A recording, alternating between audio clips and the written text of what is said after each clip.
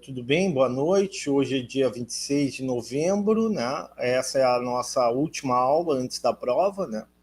Hoje nós vamos basicamente ver um exercício completo de custos e de receita, né? De maximização de lucro. E também vamos discutir uma ou outra questão ainda relativa à prova. Ainda lembrando que semana que vem, então sexta-feira que vem é a nossa prova, mas antes da nossa prova nós vamos ter uma aula facultativa para revisão geral, né, de alguns exercícios que porventura ainda teremos que fazer, né, que vocês ainda tenham dúvida, né, e algumas orientações, né, para a segunda prova de economia, tá bom? Então vamos lá.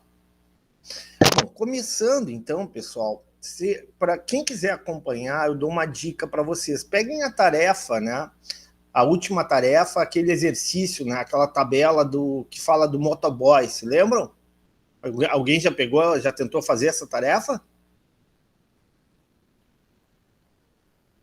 E aí, pessoal, alguém já tentou fazer a tarefa? Estão me escutando? Eu já comecei. Tá. Então, vamos tentar fazer ela passo a passo. O exercício fala exatamente do quê? O exercício fala, né, de um serviço de motoboy, não é isso? Tá? E ali aparecia uma tabela, inicialmente aparecia o número de viagens, tá? Vamos supor que o número de viagens seja igual a 14. Ou seja, não é que é igual a 14, varia de 0 a 14. Isso aí seria o número máximo de viagens que o motoboy pode realizar com a sua moto ao longo de um dia. Então, o que nós temos aqui? Temos de 0 a 14 viagens que o motoboy pode realizar com essa moto. Por quê? Em função do tempo, em função da potência, né, da moto dele, né, da capacidade que a moto possui, do descongestionamento da cidade, né, das distâncias que ele tem que percorrer para entregar, sei lá, pode entregar documentos, pode entregar pizza, pode entregar outros tipos de alimentos, sei lá, um motoboy que presta o serviço de transporte. Bom, até aqui tudo bem? Alguma pergunta?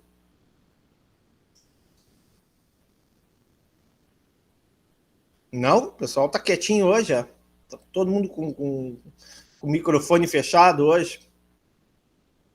Bom, já que estão com o microfone, eu só quero saber se estão escutando. Estão escutando? E aí, pessoal, estão escutando, professora? Estou prestando atenção, ansiosa Então, para a prova, só isso. Então, a segunda coluna, o que ela fala, então? A segunda coluna fala do preço da viagem. O que aparece na segunda coluna ali?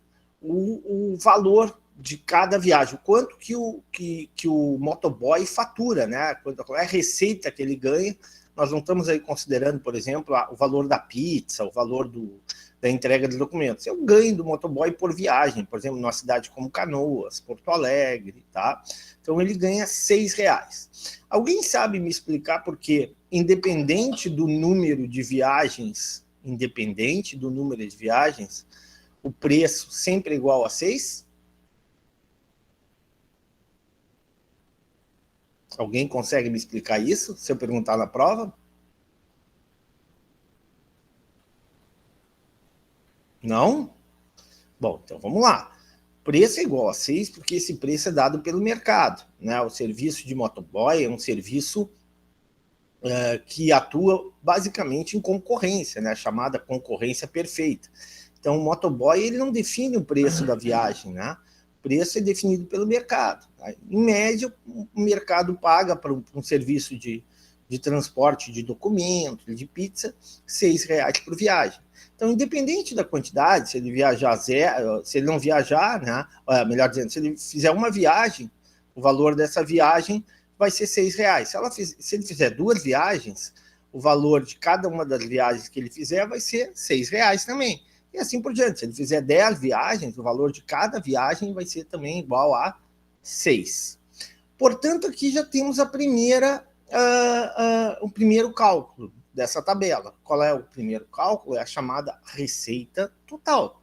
O que é a receita total? É o preço vezes a quantidade, ou seja, é o preço que ele vai cobrar, né, que ele vai receber por tarefa, né, vezes a quantidade de viagens que ele realiza ao longo de um dia. Então, por exemplo, se ele realizar 3 tarefas, qual vai ser a receita total, pessoal? 3 viagens. Se ele realizar 3 viagens, se ele prestar 3 serviços, qual será a receita total dele? 18. Se ele realizar 10, 60. E qual é a receita total máxima dele? Qual é o faturamento máximo que ele pode ter ao longo do dia, dado que ele tem uma moto de baixa potência, uma 125, dado que a cidade tem congestionamentos, né, que faz com que haja demora na entrega, né?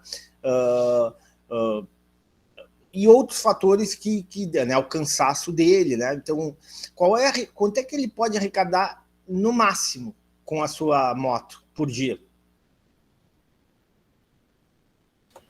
R$ 84. R$ 84. Ótimo. Bom, o exercício também, se bem me lembro, dava o custo total. Não dava o custo total, pessoal? Dava, né? O custo total. E aí pedia para completar a linha a linha do custo fixo e a linha do custo variável. Lembrando que o custo fixo, ele está colocado no enunciado, né?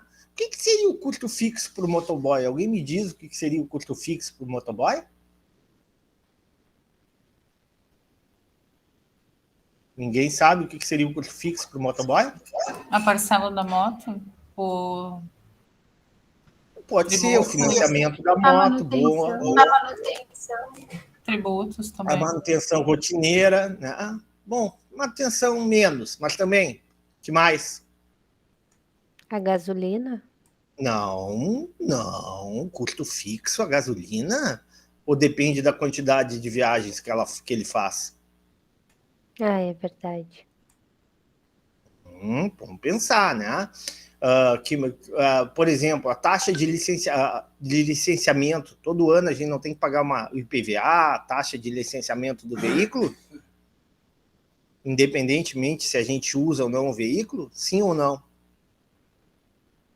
O IPVA, chamado IPVA, Imposto sobre Propriedade de Veículos Automotores. Sim ou não? Isso aí não é custo fixo? Só tô achando vocês meio devagar hoje, hein? Na última aula mais importante vai cair uma questão que vale 4, 5 pontos. E é quase igual a essa aqui que a gente está vendo hoje. E aí, pessoal? De novo. O IPVA é um custo fixo, é um custo que depende da quantidade de serviço que ele viaja, ou independe da quantidade de serviço que ele presta? Custo fixo. Custo fixo. Tá. Então, qual é o custo fixo, então, que ele tem por dia para fazer o serviço dele? 7,50. 7,50. Tá. Bom, e a gente tem o custo total, né? O exercício dá o custo total. E também dá o custo fixo. Será que não dá para calcular o custo variável se a gente tem o custo total e o custo fixo? Sim. Hein?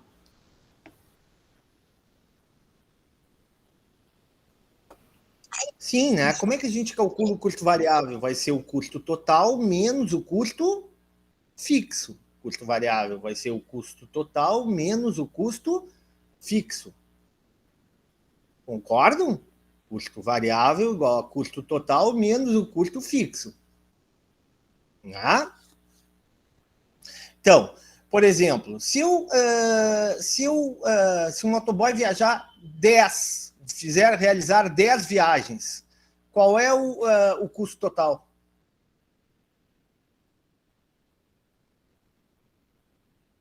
E aí, pessoal, se o motoboy realizar 10 viagens, qual é o custo total?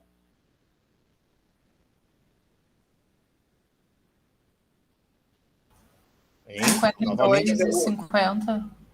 Tem que acompanhar, porque eu vou fazer muita pergunta. Se vocês não responderem, a aula não vai andar. Então, vou de novo. Então, 52 e 50. Qual é o custo fixo se ele fizer 10 viagens?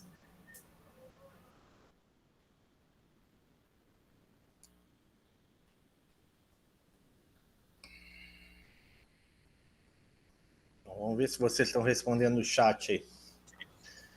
Não estão respondendo no chat também. Muito pouco no chat. 7,50. Ok, então, como é que eu calculo o custo variável para 10 viagens? Vai ser o custo total menos o custo fixo. O que é o custo total menos o custo fixo? O custo total vai ser, para 10 viagens, 52,50. O custo fixo é 7,50. 52,50 menos 7,50 vai dar R$ 45. Esse é o custo variável. E assim eu completo a coluna do custo variável. Bom, vou fazer uma pergunta para vocês. Qual é o custo total máximo? Podem colocar no chat.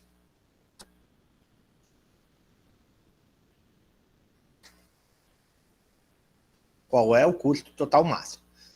Qual é o custo fixo máximo? Qual é o custo fixo máximo? Qual é o custo variável máximo?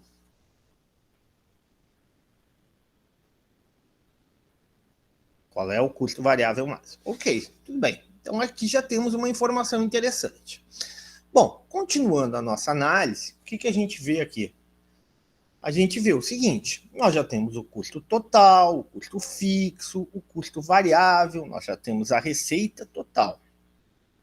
Bom, agora nós podemos calcular mais algumas questões, né? Os valores médios referentes a esses valores. Então, a primeira coisa que eu posso calcular, por exemplo, é o custo fixo médio. Como é que é o custo fixo médio? Olha ali, ó, tem a fórmula ali em cima, né? Custo fixo médio é igual ao custo fixo dividido pela quantidade. Custo fixo médio é igual ao custo fixo dividido pela quantidade. Então, por exemplo, se eu vender, eu como motoboy realizar 10 viagens por dia, qual é o meu custo fixo? Podem escrever no chat. Olha, eu vou fazer um monte de pergunta hoje. 7,50. Todo mundo enxerga. Qual é o meu custo fixo por viagem? Se eu vender 10, se eu realizar 10 viagens como motoboy. Tá? Se eu realizar 10 viagens como motoboy, qual é o meu custo fixo por viagem?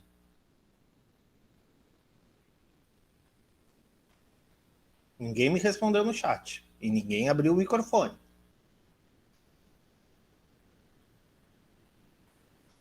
Hein? Ninguém vai responder. 0,75. Obrigado, Júlia. Obrigado. Júlia dizendo que é 0,75. 75 centavos por viagem. Tá? 75 centavos por viagem. Ótimo. Eu pergunto, o custo fixo médio é crescente ou decrescente? Custo fixo médio é crescente ou decrescente? Podem responder no chat. Sim. Oi? Crescente. Por que, Rosânia, é crescente? Não, eu disse decrescente. Eu falei errado. À medida que eu aumento o número de viagens, à medida que eu faço mais viagens como motoboy, eu diluo, né? O custo fixo fica diluído em mais viagens. Tá? Ou seja, eu tenho um custo fixo de 7,50. Porém, se eu realizar uma viagem, esse custo fixo vai ficar todo naquela única viagem. Se eu realizar 10 viagens, aquele 7,50 vai ser diluído em 10 viagens, ou seja, vai ficar igual a 0,75 centavos. Tá? Vai ficar igual a 0,75 centavos. Então, o que eu posso concluir? Que quanto maior é a quantidade de viagens que eu realizo, menor será o custo fixo médio, embora o custo fixo total seja constante. Então, quanto mais viagens eu realizo, menor será o custo fixo médio. O professor tem que aguardar um pouquinho para a gente responder, porque aparece pequeno para a gente. Tá bom, tá bem, Cláudia, não tem problema, tá? Não tem problema, eu espero. Bom, então, isso é uma boa notícia, ou seja, quanto mais eu produzo, quanto mais eu oferto serviço, menor é o meu custo fixo médio. Ponto. Isso é uma informação que eu tenho. O próximo passo agora, na tabela, o que é? É calcular o custo variável médio. O custo variável médio é o custo variável dividido pela quantidade. O custo variável médio é o custo variável dividido pela quantidade. E aí eu pergunto para vocês, observem ali que o custo variável médio, por exemplo, qual é o custo variável total se eu fizer apenas uma viagem? Qual é o custo variável total se eu fizer apenas uma viagem?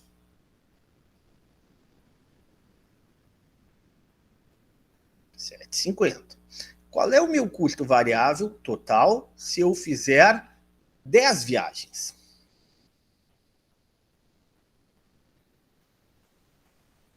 Qual é o meu custo variável total se eu fizer 10 viagens?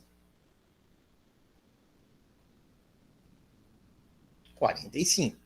Puxa, questão interessante. Então, para uma viagem é 7,50. Para 10 viagens é 45. Por que aumenta o meu custo variável total? Por que ele está sempre aumentando o meu custo variável total? Alguém me explica? À luz do serviço de motoboy?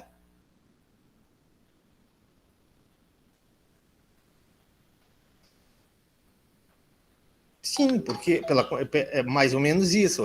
Ou seja, o que é o custo variável do motoboy? Basicamente é a gasolina, né? É a gasolina que ele bota na moto dele, né? Então, à medida em que ele aumenta o número de viagens, evidentemente que ele vai ter que pôr mais gasolina.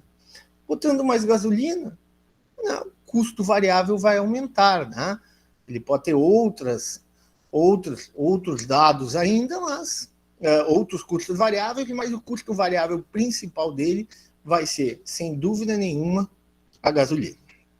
Bom, e aí eu pergunto para vocês novamente. Quem está perguntando aqui? Por que gastariam mais? Custo variável gasolina. Ótimo. Bom, aí eu pergunto para vocês, qual é o custo variável médio máximo? Com quantas quantidades que ele tem, o motoboy, o serviço de motoboy tem um custo variável médio máximo?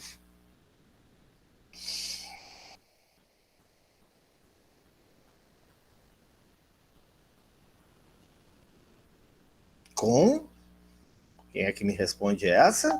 Com 14, né? Com 14 ele tem um custo variável médio altíssimo, né? Não, deixa eu ver, com 4, não, custo variável médio, com 14, ele tem um custo variável médio de 8,68, tá? Observem, se a gente olhar para a coluna do custo variável médio, o que a gente vai ver? A gente vai ver que o custo variável médio ele começa alto, à medida em que ele aumenta o número de viagens, o custo variável médio começa a diminuir, tá? E por que começa a diminuir o custo variável médio, por exemplo, quando começa a fazer 5, 6, 7 viagens por dia, ele começa a diminuir. E a partir do 9º, 10º, 11º, ele volta a aumentar. Vou explicar para vocês. Bom, no início, o custo variável médio é alto. Porém, à medida em que ele aumenta a quantidade de serviços, né, a quantidade de viagens, seguramente ele vai precisar de mais gasolina. Uma possível explicação para isso é que ele consegue um desconto. Na medida em que ele vende mais, né, que ele compra mais gasolina, né, o vendedor, né, Lá o posto de gasolina pode fazer um desconto para ele, pode fazer um acordo com eles. Olha, se tu abastecer aqui uma quantidade mínima de, sei lá, de 20 litros por dia, eu te dou um desconto sobre o valor do litro. Tá? Opa, aumentei o meu volume de viagens, aumentei a minha quantidade de viagens e, por consequência, o que aconteceu? Aumentei o meu... diminuir, né, o valor da minha gasolina. Consequentemente, o custo variável médio por viagem vai cair. Cai até onde? Cai mais ou menos ali entre a sexta e a sétima, né, quantidade ou número de viagens. Poxa, professor, mas por que a partir dali começa a subir de novo? Qual a explicação? Bom, novamente, à luz da teoria, o que eu poderia explicar? Olha, para ele fazer mais de 7, 8, 9 viagens por dia, né, ele vai ter que trabalhar à noite, tá? E para trabalhar à noite, muitas vezes ele vai ter que fazer entregas em lugares mais distantes, em lugares perigosos, ele vai ter que atravessar regiões perigosas. O que ele pode estar, o que pode estar implicando em um custo variável médio crescente para ele? Pode acontecer o seguinte, ó, para realizar essas viagens à noite, ele vai ter que fazer um itinerário, né, um trajeto mais longo, passando por regiões mais seguras da cidade, né? Ou seja, ele vai buscar trajetos um pouco mais longos, porém mais seguros, e que evidentemente vão gastar mais gasolina. Moral da história, o custo variável médio pode deixar de diminuir, mesmo lá com um acordo que ele fez com o posto de gasolina para pagar menos à medida que ele vende mais, à medida que ele viaja mais, à medida que ele consome mais. Por quê? Porque ele vai ter uma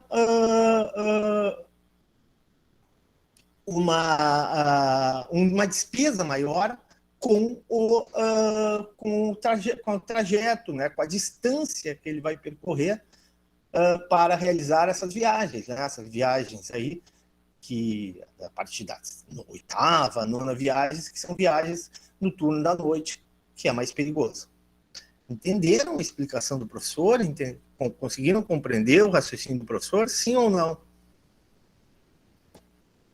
Estou à disposição, podem perguntar.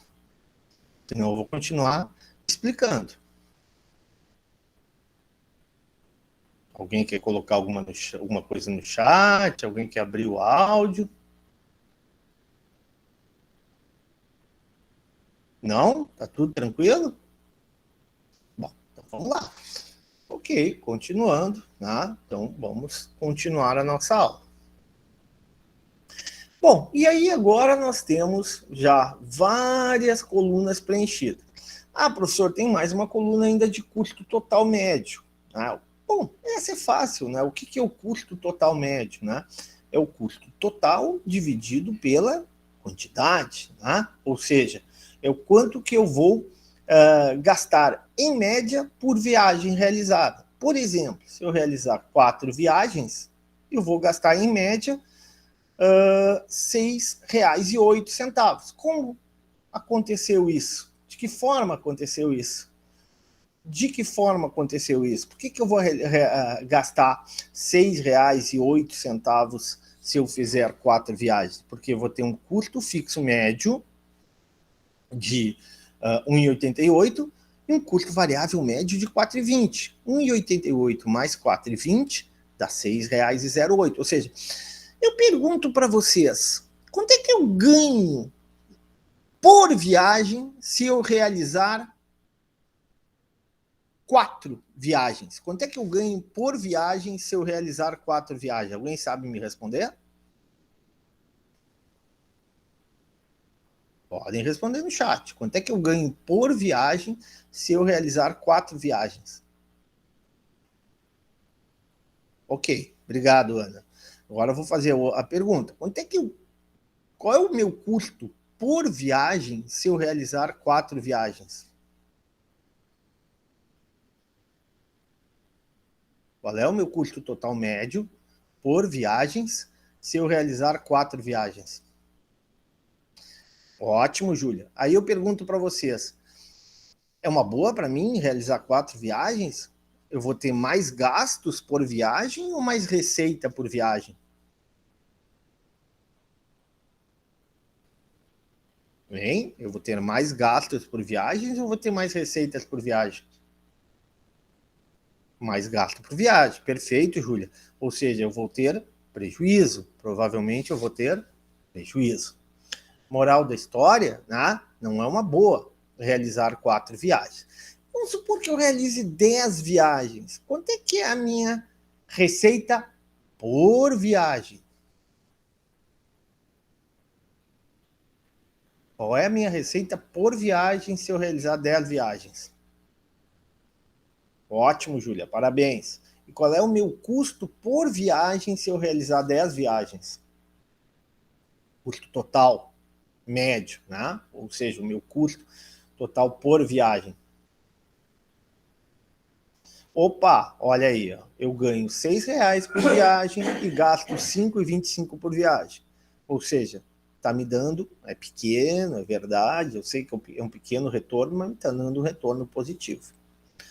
A pergunta que eu posso fazer na prova, então, qual a faixa, né, entre qual é o número mínimo e o número máximo de viagens, olhando para a tabela, o número mínimo e o número máximo de viagens, que vale a pena trabalhar, né? Que vale a pena para o motoboy, porque ele ganha realizando nesse intervalo de viagem, né? Quem é que me responde isso? É uma pergunta. Entre 8 e 9? Só entre 8 e 9? Com 10 ele não ganha nada, Ana? Entre 5 a 11. Perfeito, exatamente. Cláudia e Júlia. Entre 5 a 11. Ou seja, de 0 a 4, ele sai para trabalhar e vai ter prejuízo. Não vale a pena ele sair nem sequer. Melhor ficar em casa vendo televisão, sei lá o quê, escutando som. E acima de 11 viagens também é ruim, né? Por quê? Porque o custo médio por viagem vai ficar mais caro do que o que ele ganha por viagem. Moral da história, a faixa economicamente atrativa para ele, a faixa economicamente interessante para ele, é entre 5 e 11 viagens. Tá claro isso? Alguma pergunta sobre isso? Então, continuamos. Bom, a próxima coluna ali aparece a receita total média.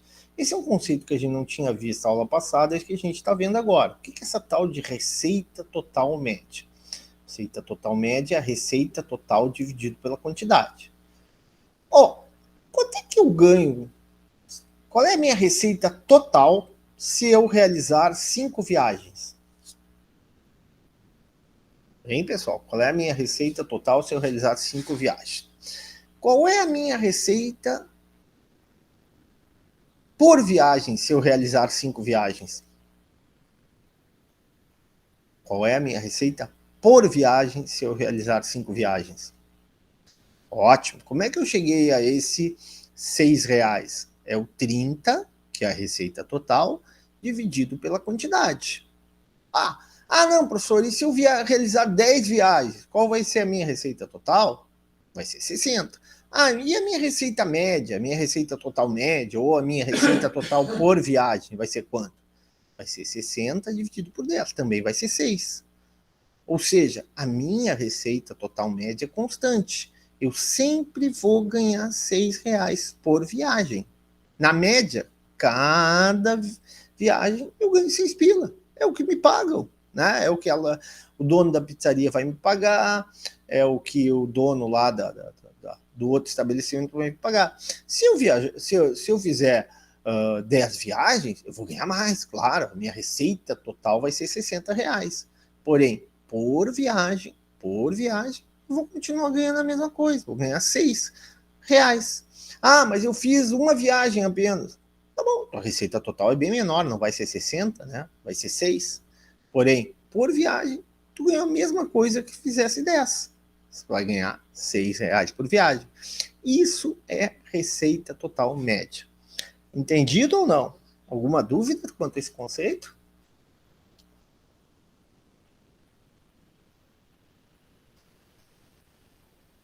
Não. Ótimo.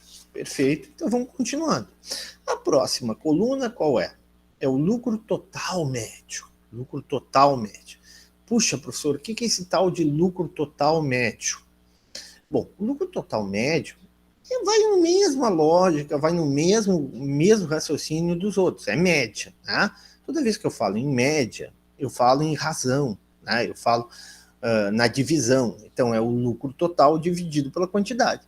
Nesse caso, eu até posso simplificar e dizer que o lucro total médio nada mais é do que a receita total média menos o custo total médio. Então, vamos lá. Bom, então vamos lá. Como é que eu calculo o lucro total médio? Eu divido o lucro total dividido pela quantidade. Então, olhem aqui para cá. Vou perguntar para vocês aqui. Se eu realizar 8 viagens, qual é o meu lucro total médio?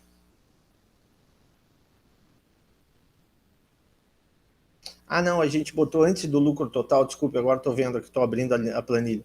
Antes do lucro total médio, a gente botou lucro prejuízo. Então vamos fazer a coluna do lucro prejuízo, depois a gente fala do lucro total médio. Tá, vamos lá, para ficar mais fácil de vocês entenderem. Perfeito. Bom, então a coluna chamada coluna K é chamada de lucro ou prejuízo. Bom, como é que eu calculo o lucro prejuízo? É a diferença entre a receita total menos o custo total. Então, vamos lá. Por exemplo, se eu realizei 3 viagens, puxa, 3 viagens, eu ganho R$6 para cada viagem, a minha receita total vai ser 18. Com 3 viagens, eu tenho um custo variável de R$14,70. Eu tenho um custo fixo de R$7,50. Ou seja, eu tenho um custo total de R$22,20. Moral da história, eu tenho uma receita de 18 e um custo total de R$22,20. Eu vou ter lucro ou vou ter prejuízo se eu realizar 3 viagens? E de quanto vai ser esse lucro ou prejuízo? Ótimo, Júlia, parabéns, menos R$4,20. Tá? Ou seja, eu vou ter um prejuízo. Não é uma boa, né? Se vocês fossem consultores de uma empresa, ou do próprio motoboy, né? Se o motoboy perguntasse para vocês, ou pagasse para vocês realizarem, né, esse tipo de análise econômica, financeira, o que vocês diriam? Olha, só vai começar a ter algum lucro a partir de 5 viagens. E mais, o que vocês diriam para o motoboy? Qual é o número ideal de viagens que ele deveria realizar por dia? Alguém responde essa? A sua tela ficou preta, senhor. Ficou preta? Ficou. E agora? Agora voltou. Eu minimizei sem querer. Ótimo. Então, vou fazer de novo a pergunta. Qual é o número ideal de viagens, o número ótimo de viagens que ele deveria realizar? A Ana falou. Opa! A Ana respondeu, entre 8 e 9. Né? Porque tanto em 8 quanto em 9, ele maximiza o lucro. Ele tem um lucro máximo. Não significa que entre 5 e eu acho que 10 ou 11, deixa eu ver direitinho aqui para não errar, entre 5 e 11 ele não tenha lucro, mas o lucro total máximo dele é entre 8 e 9. Puxa, aí eu vou fazer outra pergunta para vocês. Então, vocês responderiam para ele, olha, tu deves realizar, para maximizar o teu lucro, entre 8 e 9 viagens. Ótimo. Aí ele ia perguntar, não, mas eu estou te pagando. Eu realizo 8 ou realizo 9? O que vocês responderiam? 8, né? Para que tu... Exatamente. Para que tu vai trabalhar mais e não ganhar 1 centavo a mais? A Cláudia ia responder. Ou seja, não precisa fazer 9, porque o lucro que tu vai ter realizando 9 viagens ou 8 é exatamente a mesma coisa. Moral da história, faça 8 viagens que tu vai estar maximizando o lucro. Né? Para complementar, a Cláudia podia dizer o seguinte, puxa, O ideal seria realizar entre 8 e 9. Daí o cara vai dizer, mas eu não posso fazer 8 viagens e meia. Né? É impossível isso, né? Talvez o lucro maior seria 8 viagens e meia, mas não existe 8 viagens. Ou eu faço 8 ou eu faço 9. Então, faça 8, que tu vai estar maximizando o lucro, né? Ganhando teu lucro máximo e ganhando também algum tempo, né? Porque ao realizar 9 viagens, né, tu vai ganhar o mesmo lucro e vai ter menos tempo para o lazer, menos tempo para tuas outras atividades do dia a dia. Tudo bem até aqui? Posso continuar? Ótimo, então estamos avançando. Tudo bem, então vamos lá. Bom, agora eu já calculei o custo total médio, já calculei a receita total média, já calculei o lucro prejuízo, já identifiquei ali a faixa azul, né? Significa a região de lucro total máximo entre 8 e 9, só que como eu não posso trabalhar nesse intervalo, né? Ou eu faço 8 ou eu faço 9, né? Eu vou, evidentemente, que eu vou fazer menos viagens, né? Porque eu vou ter o mesmo lucro, vou ter mais tempo para descansar. Bom, eu ainda posso calcular ali o lucro total médio, né? O lucro total médio. O que é esse lucro total médio? É o lucro total por viagem. Então, vamos supor ali, se eu realizar 8 viagens, quanto é que eu vou lucrar por viagem? Alguém me responde? 1,24. Como é que eu calculo esse 1,24? Eu vou dividir 9,90 pelo número de viagens, ou seja, eu vou dividir o lucro total, que é 9,90, pelo número de viagens, que é 8. Ou seja, tirando ali, tirando a diferença ali entre o que eu ganho, que é R$6, e o meu custo total, né? Em média, ao realizar 8 viagens, eu vou ganhar por viagem R$1,24. Agora eu vou fazer uma pergunta que também pode cair na prova. Por que a minha receita total média cai ao aumentar de 8 para 9 viagens? Alguém consegue me responder? Observem que ao realizar 9 viagens, meu lucro total médio cai de 8 para 9 viagens. Ou seja, com 8 viagens, meu lucro total médio é R$1,24. Com 9 viagens, embora eu tenha o mesmo lucro total, 9,90, no lucro geral, e 8 e 9 eu tenho o mesmo lucro geral, o lucro de 9,90, na média, ao realizar 8 viagens, eu ganho 1,24 por viagem. Na média, ao realizar 9 viagens, eu ganho um pouquinho menos. Eu não ganho 1,24 por viagem, eu ganho 1,10. Alguém pode me explicar isso? Alguém consegue me explicar isso? A Ana respondeu muito bem, porque aumenta o número de viagens. Ou seja, eu vou ter, seja com 8, seja com 9, eu vou ter o mesmo número de viagens. Contudo, na medida em que eu realizo mais viagens, ao invés de 8, eu realizo 9, eu vou dividir esse lucro por um número maior de viagens. Então, cada viagem vai me dar um lucro um pouquinho menor. Né? Uma coisa é dividir 9,90 por 8. Outra coisa é dividir esses mesmos 9,90 por 9. Mais uma justificativa, né? Para eu realizar 8 viagens e não 9 viagens. Mais uma justificativa para eu realizar 8 viagens e não 9 viagens. Por quê? Porque o lucro total médio máximo, onde eu vou maximizar o meu ganho por viagem, né, o meu lucro por viagem, em 8 viagens por dia. Ok, vamos lá. Vamos continuar a nossa tabela, nossa análise aqui. A próxima coluna é a tal da receita marginal. O que é essa receita marginal? Receita marginal é um conceito de variação. Tudo que é marginal é adicional, né? É um conceito que a gente trabalha com a ideia de variação. Tá? Então, por exemplo, né, qual é a receita que eu tenho quando eu realizar 0 viagens, se eu ficar dormindo, qual é a minha receita total? Se eu ficar em casa dormindo e não deixar a moto na garagem. 0. 0.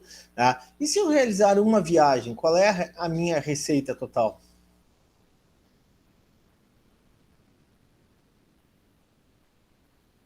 6. Ou seja, quanto que eu adicionei, o quanto que eu acrescentei, o quanto que eu aumentei a minha receita total, quanto que eu variei a minha receita total? 6. Ótimo, então minha receita marginal é 6. Aí eu faço, em vez de fazer uma viagem, eu faço 2 viagens.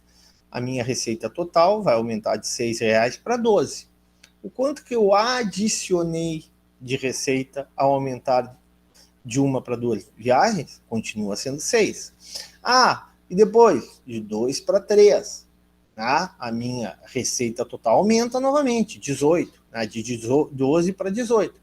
Moral da história, o quanto que eu adicionei de 2 para 3 viagens? R$6. É assim sucessivamente, ou seja, a minha receita, nesse caso, como eu ganho sempre a mesma coisa por viagem, a minha receita marginal é igual a 6. A minha receita marginal vai ser sempre igual a 6, ou seja, a minha receita marginal vai ser sempre constante. Vai ser sempre constante. Bom, já calculamos a receita marginal. Agora vamos calcular o custo marginal.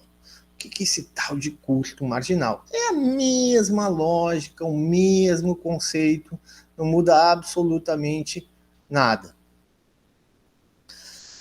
Custo marginal nada mais é do que a variação do custo total dividido pela variação da quantidade, ou seja, o quanto que aumenta o meu custo total ao realizar mais uma viagem.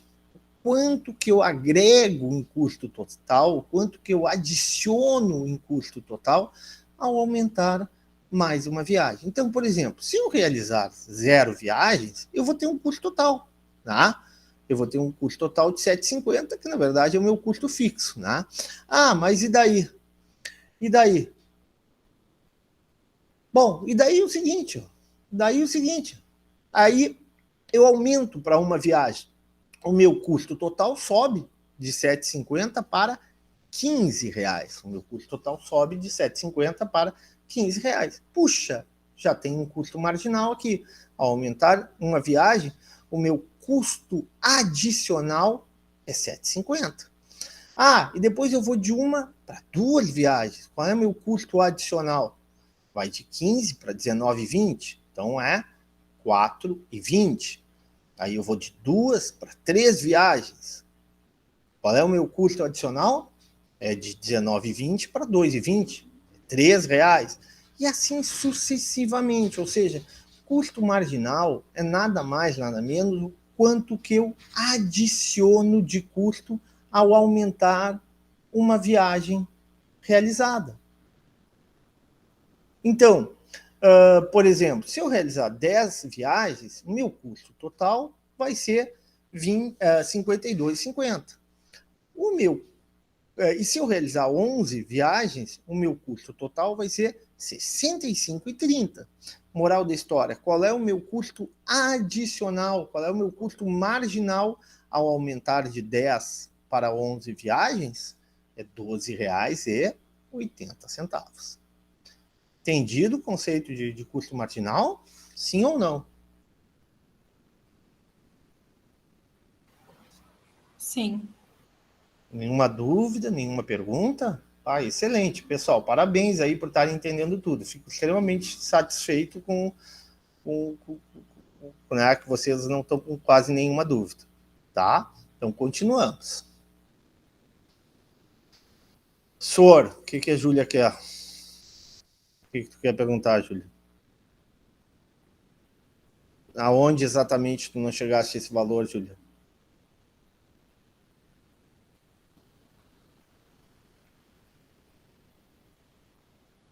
Está escrevendo?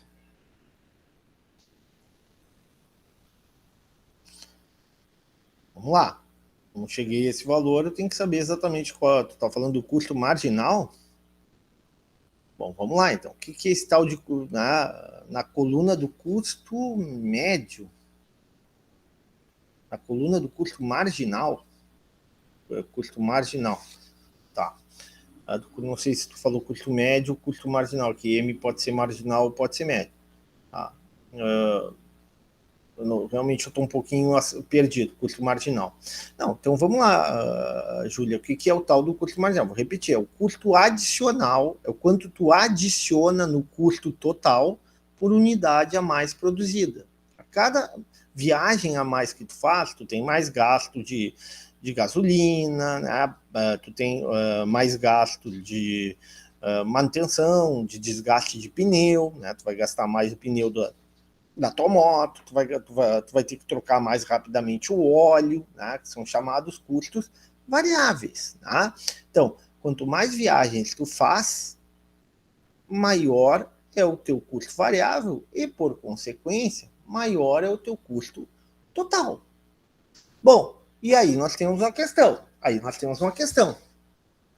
Como é que eu calculo o custo marginal? É o custo adicional por unidade a mais produzida. Nesse caso, eu não produzo, uma unidade a mais ofertada, ou seja, o quanto que eu adiciono no meu custo total para cada viagem a mais feita. Então, por exemplo, Júlia, tá? Se eu realizar 8 viagens, meu custo total é R$ 38,10. Se eu realizar 9 viagens, meu custo total é R$ 44,10. Olha, aumentou meu custo total. Quanto que adicionou de custo total de 8 para 9? É a diferença, é R$ 44,10 menos R$ 38,10. Quanto é que dá isso aí? R$ 6,00. Esse é o meu custo marginal, é a minha variação ao aumentar, no meu custo total, ao aumentar de 8 para 9 unidades ofertadas, né, ou viagens realizadas. Ok? Tá bem, Júlia? Tá explicado? E agora o último conceito da tabela, né? Bom, o que diz o último conceito da tabela? Diz exatamente isso, ou seja, qual é o lucro marginal? A gente já viu que a empresa maximiza lucro quanto? A empresa, o motoboy maximiza o lucro entre 8 e 9. Tá? Bom, entre 8 e 9, o motoboy tem o lucro total máximo. Entre 8 e 9, o motoboy tem o lucro total máximo. Contudo, todavia, né? Eu tenho esse conceitinho de lucro marginal, e é um conceito que não é para complicar, é fácil de entender. Né? É a mesma ideia, a gente calculou a receita marginal, que é a variação do lucro total em função da variação da quantidade. O custo marginal é a variação do custo total em função da variação da quantidade. E o lucro marginal, o que é? É a variação do lucro total em função de mais uma viagem realizada. Então, por exemplo, vejamos aqui, se eu realizar 6 viagens, qual é o meu lucro total? Hein? Qual é o meu lucro total se eu realizar 6 viagens? É R$ 6,00, concordam? Se eu realizar 7 viagens, o meu lucro total vai para R$ 8,20. Qual é a variação do meu lucro total? Qual é o meu lucro marginal ao aumentar de 6 para 7 viagens? É R$ 8,20 menos R$ 6,00, ou seja, o meu lucro a mais, o meu lucro adicional, o meu lucro marginal ao aumentar de 6 para 7 viagens é R$ 2,20. Professor, e de 7 para 8? 7, eu tinha um lucro total de R$ 8,20. 8, eu vou ter um lucro total de R$ 9,00. R$ 9,90, melhor dizendo. R$ 9,90. Moral da história, aumentar de 7 para 8, eu adicionei de lucro, eu aumentei o meu lucro total em 1,70. Puxa, e agora? De 8 para 9. Quanto é que eu aumentei o meu lucro? O meu lucro com R$8, com 8 viagens, era R$ 9,90. O meu lucro com R$9 é o mesmo. Continua sendo R$ 9,90. Moral da história. Nesse caso, o meu lucro marginal é igual a zero, ou seja, o meu lucro adicional é zero. Ou seja, eu realizei mais uma viagem e não ganhei nada, nem um centavo a mais. Por isso que o lucro adicional ou lucro marginal é igual a zero. Ah, professor, e de 9 para 10? O que vai acontecer, professor? Bom, de 9 para 10, o meu lucro marginal, o meu lucro total diminui. Ó, meu lucro total em 9 era R$ 9,90. Com 10 viagens, devido aos meus custos totais crescentes, né, eu vou ter lucro, mas um lucro menor. Moral da história, vai diminuir o meu lucro total de R$ 9,90 para R$ 7,50. Puxa, e agora? Como é que fica o lucro marginal? À medida em que eu aumento de 9 para 10 viagens, e o meu lucro marginal se reduz de R$ 9,90 para R$ 7,50, eu vou ter o quê? Eu vou ter uma diminuição do meu lucro marginal. Ou seja, eu vou ter uma diminuição de R$ 2,40. Não tem sentido, né? Ou seja, eu aumentar a minha quantidade produzida de 9, aumentar meu número de viagens de 9 para 10, e o meu lucro marginal ser negativo, ou seja, eu continuar tendo lucro, só que tendo um lucro menor. Então é evidente que a gente vai ficar nessa faixa azul aqui entre 8 e 9. Por quê? Porque a partir de 9, o que vai ocorrer? Vai ocorrer uma diminuição do meu lucro total. No momento que diminui meu lucro total, o meu lucro marginal começa a ficar negativo. Moral da história, conclusão, eu vou ter lucro total máximo quando o meu lucro marginal for igual a zero. Porque até ali, até o oitavo, nono, entre oitavo e nono, sempre que eu aumentava uma viagem a mais, a minha receita adicional era maior que o meu custo adicional. Isso fazia com que o meu lucro total crescesse e, consequentemente, meu lucro marginal era positivo. Ponto. Bom, aí eu cheguei no 8. O que aconteceu do 8 para o 9? A minha receita, o meu lucro total não aumentou. Ou seja, a minha receita adicional do 8 para o 9 é igual ao meu custo adicional. Então, meu lucro total não aumentou. Moral da história, meu lucro marginal passou a ser zero.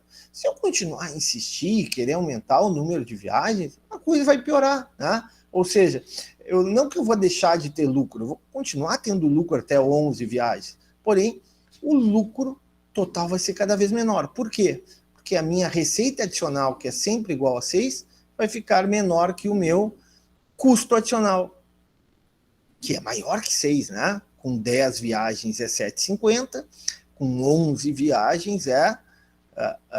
com 10 viagens, desculpe, custo marginal com 10 viagens é 8,40 e com 11 viagens é 12,80. Então, moral da história, resumindo e concluindo. Olhando para a tabela, o que a gente chega à conclusão? Que essa empresa, o motoboy, né, um prestador de serviço, ele tem um lucro total máximo de R$ 9,90. Esse lucro total máximo ocorre entre 8 e 9 quantidades. A esse nível, ele está maximizando o lucro. Mais do que isso, o que eu posso dizer olhando a tabela? Que a faixa onde ele vai lucrar é entre 5 e 11 viagens por dia. Mais do que isso, ele não vai lucrar. Por que ele não vai lucrar? Porque os custos totais dele vão ser muito altos. E por que os custos totais dele vão ser muito altos? Vão ser muito altos porque ele vai ter que fazer viagens, ganhando a mesma coisa, R$6, porém viagens mais longas, para não passar em bairros perigosos, em regiões perigosas, e vai gastar muito combustível. e o combustível está caro, consequentemente, o custo adicional vai ser maior do que aqueles R$6 a mais que ele ganha por viagem. E não vai valer a pena a partir da 11ª para a 12ª viagem. Bom, e antes também, quando ele realiza muito pouco viagem, 0, 1, 2, 3, 4, ele não consegue aquele desconto necessário, por exemplo, que as pessoas recebem quando compram grande quantidade, né? Ou seja, via de regra, quando a gente compra ali um produto com uma quantidade maior, com volume maior, né? Esse produto ele é mais barato, né? Então, moral da história, ele não vai conseguir fazer lá o acordo com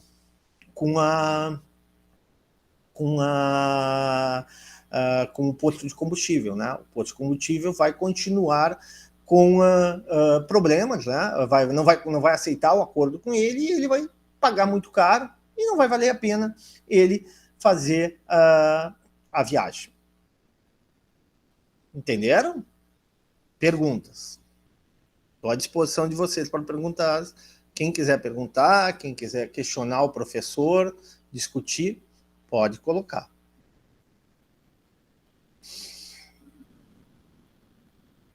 Alguma dúvida, alguma pergunta, pessoal?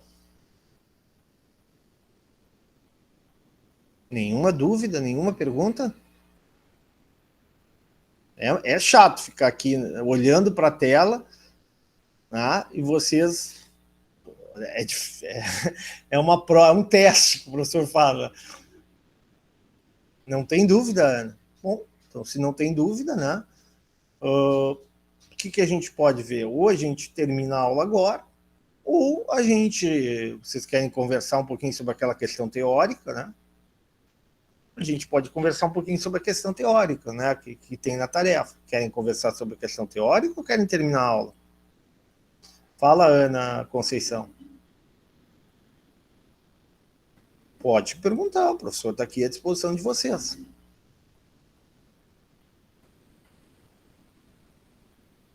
Vocês não estão conseguindo abrir o microfone hoje vocês estão com o freio de mão puxado. Hein? Você fez aqueles gráficos livre. Não entendi. Livre do que eu...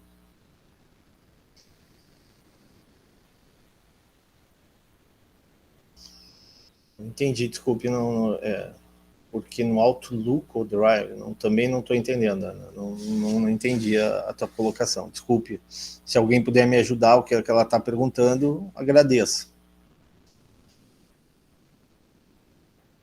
Realmente eu não estou pegando ali a pergunta da Ana. Tá, manda um áudio aí, depois eu dou uma olhada, tá? Manda um áudio ali pelo WhatsApp, pode mandar no privado também, se tu quiser, tá? Bom, então assim, a Júlia perguntou sobre as questões teóricas. A questão teórica, basicamente, né, os tipos de... Primeiro pergunta sobre a concorrência perfeita, né? Que é o que a gente está vendo, que a gente vai ver que a gente viu nessa cadeira, né? A gente vai ter uma cadeira específica para ver falhas de mercado, e a gente vai falar sobre estruturas de mercado imperfeitas, vamos falar sobre monopólio, oligopólio, oligopsônio, monopsônio, uma série de questões aí. Bom, e aí o que eu tenho, então? Temos a seguinte situação, tá? Bom, quando eu tenho uma estrutura de mercado perfeita, eu tenho determinadas características, o mercado apresenta determinadas características. Puxa, quais seriam essas características, tá? Produto homogêneo. Por exemplo, esse serviço de motoboy é um típico serviço de concorrência perfeita. Por que é um típico serviço de concorrência perfeita? Porque ele apresenta características bem interessantes. Por exemplo, existem barreiras à entrada ou é fácil entrar nesse mercado? Ou seja, basta ter uma moto. Quanto é que vocês acham que custa uma moto dessas usada, essas motinhos que os motoboys usam, que é chamada CG 125, vocês têm ideia mais ou menos quanto é que custam? Uma motoboy? Uma moto de motoboy? Boa, Cláudia, por aí mesmo.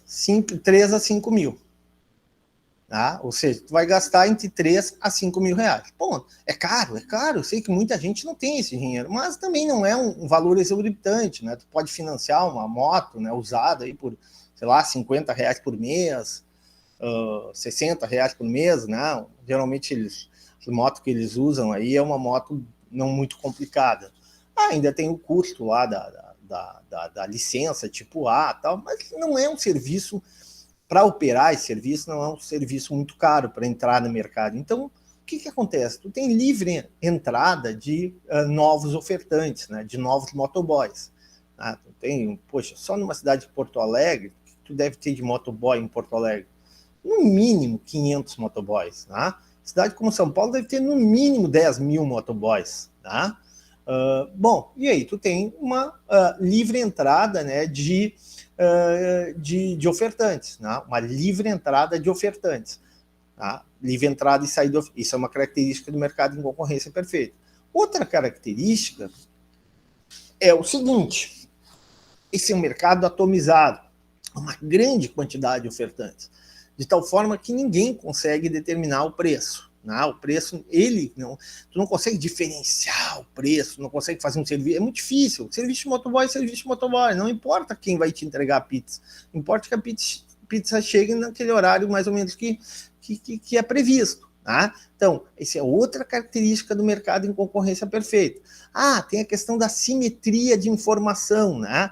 É um mercado simétrico. Por quê? Porque mais ou menos é um mercado onde tu tem plena informação, tu conhece o serviço, tu sabe mais ou menos o tipo de serviço que vai ser ofertado, tá? Quanto custa esse serviço. Então, há uma simetria. Depois a gente vai ver na cadeira de economia do setor público que existem os chamados mercados assimétricos, né?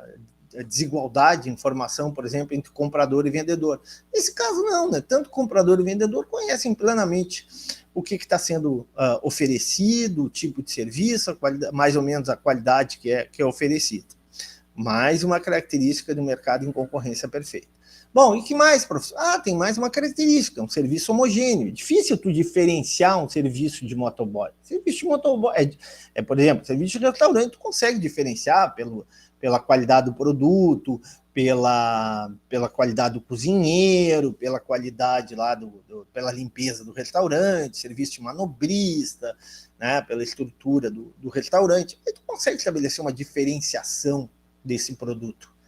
Agora, no serviço de motoboy, é mais complicado essa diferenciação. Bom, então tu tem uma série, tu tem mercado atomizado, né, grande quantidade de compradores, né, de demandantes desse serviço, grande quantidade de ofertantes, não tem barreiras à entrada, tu tem uma informação simétrica, ou seja, tanto o comprador quanto o vendedor desse serviço conhecem o mercado, tem informações muito semelhantes, né? Tu tem um serviço homogêneo, tu não tem uma facilidade de diferenciação do serviço, ou seja, tu tem todas as características de um mercado em concorrência perfeita. Quando quando essas características aparecem, o que acontece? Nem o demandante, nem nós, que somos milhares que demandamos serviços do iFood, serviços de motoboy, nem os motoboys, que são 500, 600, só em Porto Alegre, sei lá, talvez até 1.000, vão demandar,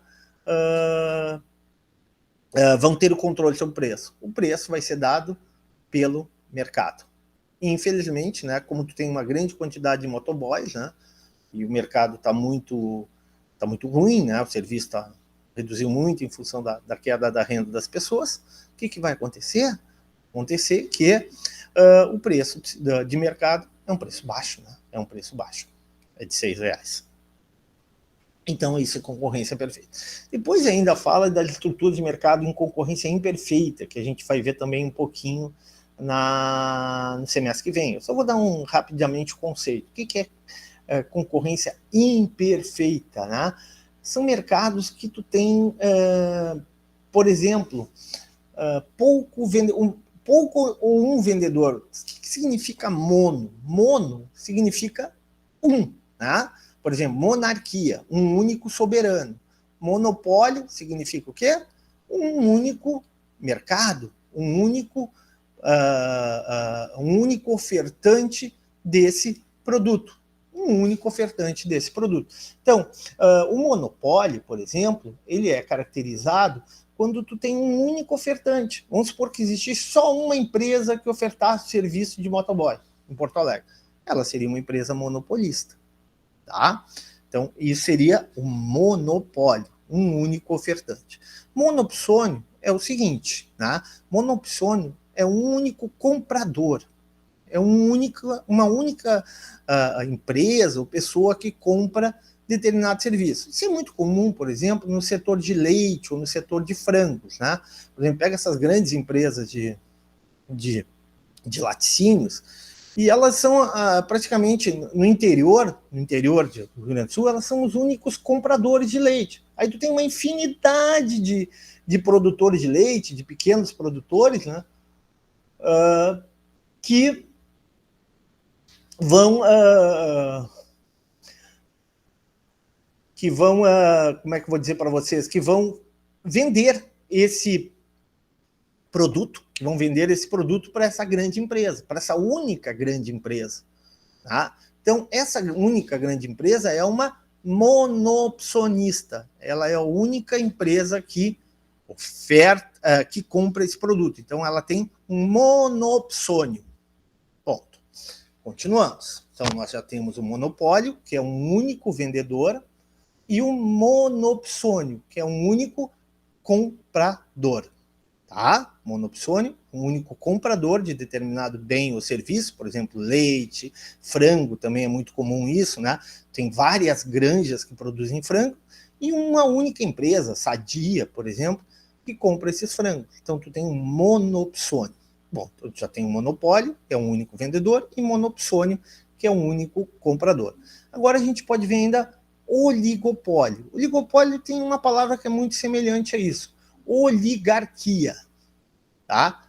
Oligarquia. Oligarquia, o que significa oligarquia? Significa o poder na mão de poucos, né? Na mão de um grupo. Né? E oligopólio é mais ou menos isso. Né? Oligopólio significa o poder de mercado, o controle do mercado na mão de poucas empresas. Né?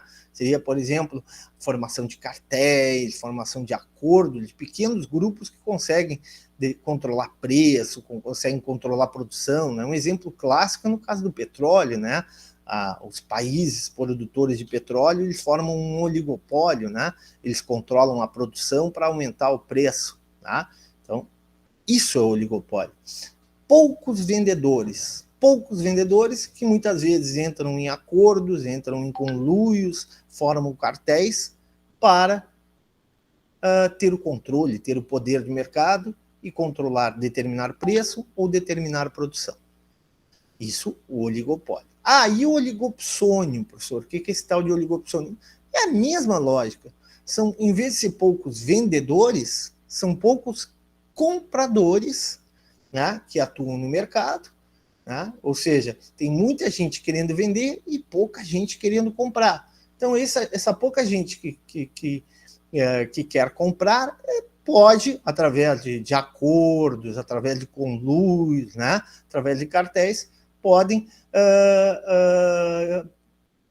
controlar esse mercado, né? Podem definir preços, por exemplo, podem definir a quantidade produzida, ou seja, então eu tenho um oligopsônio. Vale o mesmo exemplo, tá? O exemplo do leite vale o mesmo. Vamos supor que tu tenha inúmeros produtores de leite, e 2 ou 3 empresas que compram esse leite dos inúmeros produtores de leite. Elas podem se reunir, essas 3 empresas, 4 empresas, e fazer um acordo, fazer um cartel, dizer, olha, nós não vamos pagar muito pelo leite dos produtores, tá? Vamos fazer um acordo e vamos tabelar o preço. A gente vai pagar no máximo tal, sei lá, R$2 por litro de leite dos produtores dessa região. O que eles são? Eles, como são poucos compradores, eles são oligopsonistas. Então, já falamos agora de monopólio, monopsônio, oligopólio e oligopsônio. Agora vamos para o último aí que ainda falta, que é a chamada concorrência monopolística.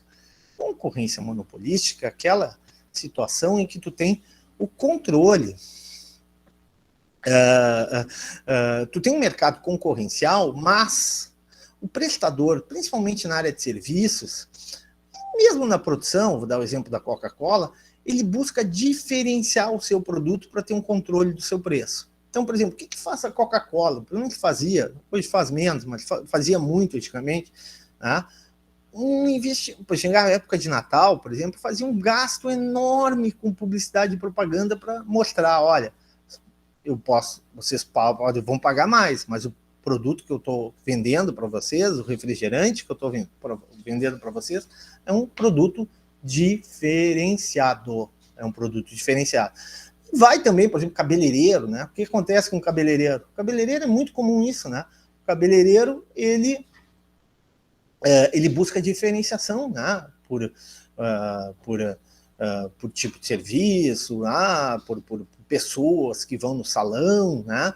Então, tem alguns salões em Porto Alegre, em São Paulo muito mais, no Rio muito mais, né? Que conseguem cobrar, sei lá, um corte de cabelo, um megahertz, né? Alguns tipos de cortes ali, sei lá, para 300, 400 reais um corte de cabelo. Enquanto que outros cabeleireiros, que fazem o mesmo serviço, né? Cobram 50, 60 reais, ou até menos que isso. O que eu tenho? Eu tenho uma busca da diferença, mesmo atuando no mercado concorrencial, ou seja, com grande quantidade de vendedores, né, de prestadores de serviço, mesmo atuando no mercado concorrencial, eu tenho uma concorrência monopolística. Eu busco a diferenciação do meu produto, eu busco a diferenciação do meu serviço para ter um determinado controle sobre o meu preço, para controlar o preço que eu cobro do meu cliente. Entendido? Ficou claro? Alguma dúvida?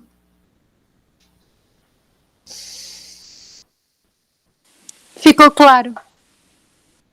Então, eu acho que é isso por hoje, pessoal. Então, fiquem no aguardo, façam as tarefas, revisem, e nós vamos, no final ainda essa semana, provavelmente segunda ou terça, mais tardar, a gente faz uma aula de revisão geral, né? E aí eu vou pedir para vocês, né, com toda calma, deem uma revisada, procurem identificar dificuldades que vocês têm, questões que vocês eventualmente estão com mais dificuldade, raciocínios que vocês estão com mais dificuldade, para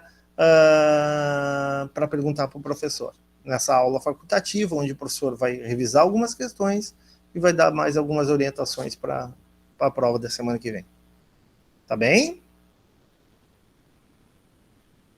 Pode ser, Ana, pode ser para terça. Vou ver se eu marco para terça, tá bom? Tá bom, então, obrigado. Professor. Fala, Ariadne. Feliz aniversário. Obrigado, Ariadne. Obrigado. Eu agradeço a lembrança de vocês aí hoje, durante o dia, né? Muito obrigado aí pela lembrança de vocês. Tá ok? Então, muito obrigado. Semana. Tchau. Oi? Obrigada. Fala, Ariadne. Bom final de semana. Vocês querem aula no final de semana? Não, eu disse muito obrigada pela aula e desejei um bom final de semana. Obrigado. Para ti também. Aliás, para ti não, para todos vocês. Tá? Desejo realmente um bom final de semana. Estudem, tenham tranquilidade, façam a coisa com calma, revisem os exercícios, revisem as questões, já deixem um esqueleto pronto, né, dos exercícios, com as fórmulas prontas, né, o que vai mudar são os números. Né? Ou seja, vocês têm essa grande vantagem de ter o material à disposição. Então, façam isso, né? Revisem bem, elaborem as eventuais dúvidas, já deixem preparado para segunda ou terça-feira, provavelmente terça, para elaborar e perguntar para o professor. Tá bem? Certo. Então, um ótimo final de semana para todos. Boa noite, bom final de semana. Tchau, tchau.